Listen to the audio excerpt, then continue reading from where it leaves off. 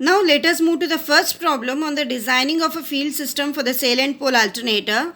So in this problem they have given a 500 kVA 6.6 kilovolt 6 pole 500 rpm star connected 3 phase salient pole alternators. So in this they have given the diameter 1.2 meter, length L they have given the flux per pole. So based on this given information, what's our aim to calculate? Our aim is to calculate the length of the air gap, diameter of the rotor at the gap surface, peripheral speed, length, width and the height of the pole, depth of the rotor core here.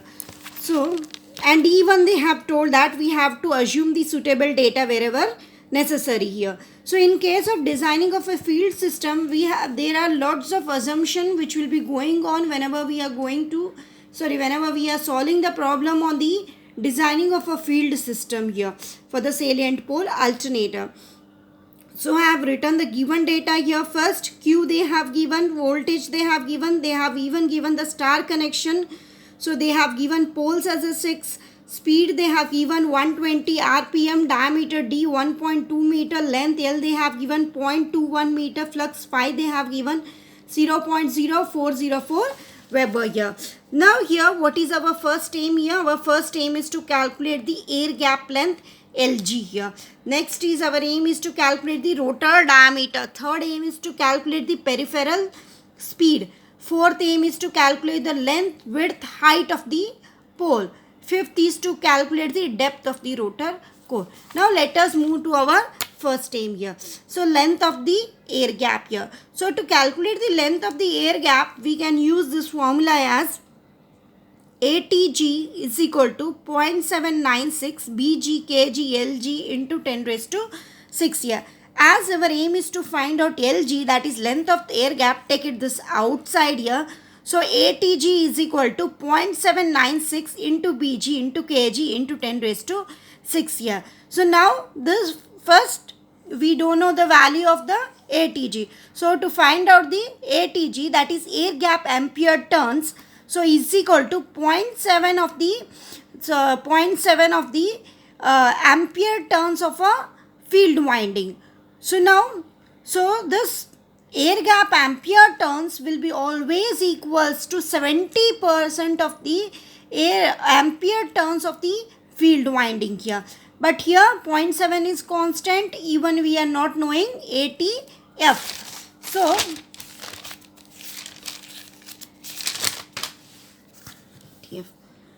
So no load field ampere turns is equals to 1.7 into ATG. 1.7 is a constant, even we are not knowing the armature ampere turns. So to calculate the armature ampere turns here, 1.35 IPH TPH into KW divided by P here. 1.35 is a constant, even we are not knowing the IPH, even we are not knowing the TPH. KW we are knowing that 0.955 and the poles P which they have given as a 6. Now but our aim is to calculate IPH and TPH here. So to calculate the TPH here, so TPH is equal to what we can use this formula, general formula 4.44 F5 TPH into KW. As we need to find out TPH and KW, either you can find out or either you can go with the TPH separately also. So TPH into KW, we are taking this outside. EPH is equal to 4.44 F into 5. As we have assumed as a star connection, EPH is equal to EL divided by root 3. 4.44 is a constant, frequency F is 50, flux 5 which has already been given, that is 0.0404 here.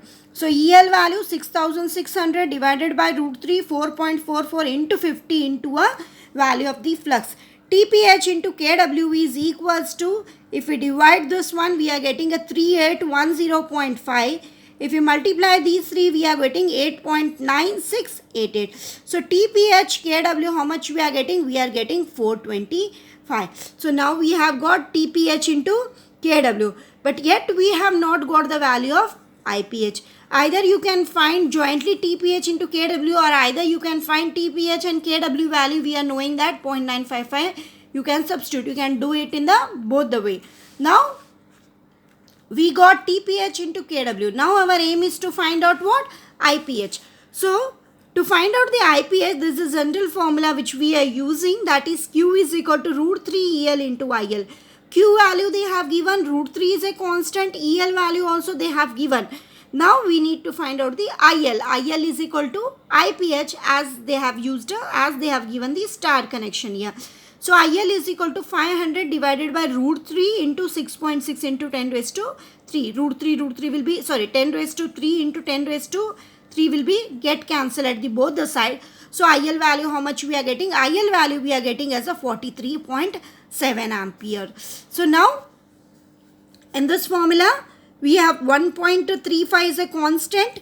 We got the IPH value as a 43.7. TPH into KW we have got as a 425. Poles P which is already given, that is a 6. So ATA how much we have got? ATA we have got as a 4178.81.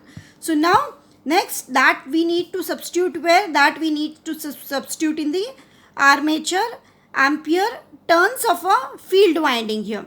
So 1.7 times of ATA will be always. So 1.7 into multiply with this one, we are getting a AT of how much? 7103.98. So again this we need to substitute in the to find out the ATG, that is air gap ampere turns. So now we are getting 4972.79.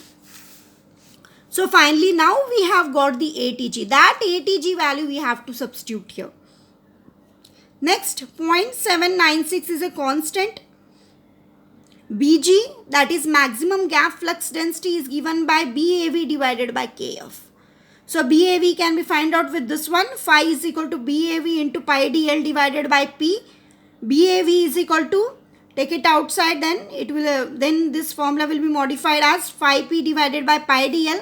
Phi which is already given, poles P which is already given, pi is a constant 1.3, that is diameter also they have given, and length L also they have given. So BAV how much we have got? 0.28 Tesla. So substitute the BAV value here to find out the BG. So BAV is 0.28. KF value, that is a frequency constant which is always assumed as 0.7 for the synchronous machine. Substitute here. So how much we are getting? BG as a 0.7. So now we have got ATG here, 0.796 is a constant. BG we have got. Next we need to find out the KG. So KG is nothing but what? Air gap coefficient. To find out the air gap coefficient, KG is equal to, it is also always assumed for the synchronous machine as a 1.15. So here we have got all the values now. Now the length of the air gap is equal to ATG 0.796 constant, BG just now which we have got which is 0.4, KG value which we have assumed as a 1.15 into 10 raised to 6 is a constant. So LG हमें length of air gap अभी मिल गया, that is 0.0136 meter here. Next, our first aim has been satisfied. Now our second aim is to find out the rotor diameter. To find out the rotor diameter is given by dr is equal to d minus 2lg. Diameter d which is already given, which is 1.2. 2 is a constant. Lg value is 0.0136. That is rotor diameter dr is equal to 1.1728 meter here. So our second aim also has been satisfied. Now our third aim is to find out the peripheral speed here. So peripheral speed V is equal to pi dr n divided by 60. Pi is a constant. Dr value which they have given 1.1728 into n speed which is also has been given 500 divided by 60 which is constant. So now we got the peripheral speed V is equal to 30.70 meter per second here. Now our fourth aim is to find out the dimension of the pole. In the dimension of the pole, we need to find out the axial length of the pole, width of the pole and the height of the pole here. First let us move for the axial length of the pole. To find out the axial length, that is of a pole, LP is equal to L minus 0.01 here, because axial length of the pole will be always taken as a 1 centimeter less than the gross length of the stator core. So L value which is already given here 0.21 minus 0.01 is a constant. So LP we have got, that is axial length of the pole, 0.2 meter here. Next we need to find out the width of the pole here. To find out the width of the pole here, width of the pole is given by AP divided by 0.95 of a LP here. So here AP value also we are not knowing, and the LP value also we are not knowing here. So sorry, LP value just now which we have got, which is a 0.2. So what we need to find out? We need to find out the AP here. So section AP is nothing but the sectional area of the pole. AP is equal to phi divided by BP. This formula is same as phi. B is equal to phi by A. So A is equal to phi divided by BP here. BP here. So BP, that is a pole body which is always assumed as 1.5. 1.5 here. So, or either you can assume the pole body, that is a pole body value in between the 1.4 to 1.6 Tesla. But here in this problem it is assumed as BP is a 1.5 here. So now here, so BP value we have got. Next we need to find out the phi p here. BP we have got just now, which we have assumed as a 1.5. Next we need to find out the value of a phi p. Phi p is equal to 1.1 to 1.15, 1.15 into phi, that is flux per pole. So now phi p is equal to, here we have taken as a 1.15 into flux. Phi is nothing but the flux per pole. That is a flux in the pole body is equals to 0.04646 Weber here. Now we can find out the AP, that is the area of the pole, is equal to phi p divided by BP here. So phi p just now which we have got, BP which we have assumed as a 1.5. Now finally we can find out the width of the pole here. Width of the pole BP is equal to AP divided by 0.95 of an LP. So AP just now which we have got, that is 0.031. 0.95 is a constant. LP value, that is axial length of the pole, वो भी हमने अभी find out किया, which is a 0.2. Substitute this. Now we are going the width of the pole BP is equal to 0.16 meter here. Next, our third aim is to find out the height of the pole here. To find out the height of the pole here, we do have a standard formula, that is a HF is equal to IF TF divided by 10 raised to 4 in square root of DF SF into PF here. So first our aim is to find out IF TF, that is full load ampere turns here. Full load ampere turns of a field winding is equal to 1.8 into ampere turns across the air gap. So 1.8 is a constant ATG just now which we have find out in our first aim, that is 4972.79. So full load ampere turns of a field winding, how much we are getting? 8951.022 here. Next, IF TF we have got 10 raised to 4 is a constant. We need to find out DF, SF and PF here. DF, that is depth of the field coil, is always assumed as 0.04. SF, that is a space factor for the field coil, is always assumed as 0.7. Permissible loss per unit area PF is a 700 watt per meter square assumed.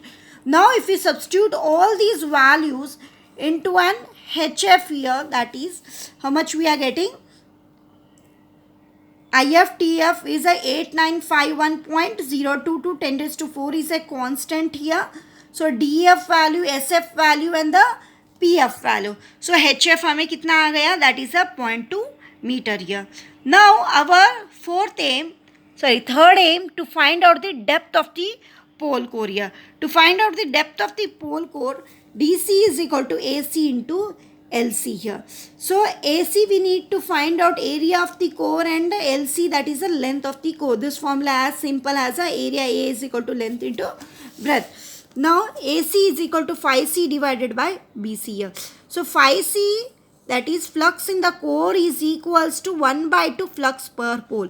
1/2 is a constant flux per pole which they have given in the problem, which is 0.04646. So phi C flux in the core is we have got 0.023, but it is assumed as 1.1 Tesla here because this value is very less. So 1.1 Tesla you can assume each and every time, or either you can calculate like this. So flux phi value which we are substituting here. Next BC. Okay, so BC is nothing but 2 into phi C. Phi C just now which we have assumed, which is a 1.2. 2 into 1.1. If we how much we are getting, the AC value is 0.0211 meter square here. But our aim is to find out the depth of the core. DC is equal to AC divided by LC. LC is nothing but the length of the rotor core. So this length of the rotor core which will be always equal to gross length of the stator core. So gross length of the stator core L value, that is 0.21, which is also has been given. So 0.21 मैंने यहाँ पे substitute किया, AC value अभी हमने find out किया, it divide these two, we are getting a 0.1 meter here. So now we have find out all our 4 aim here. So in the next video we'll go with the second problem.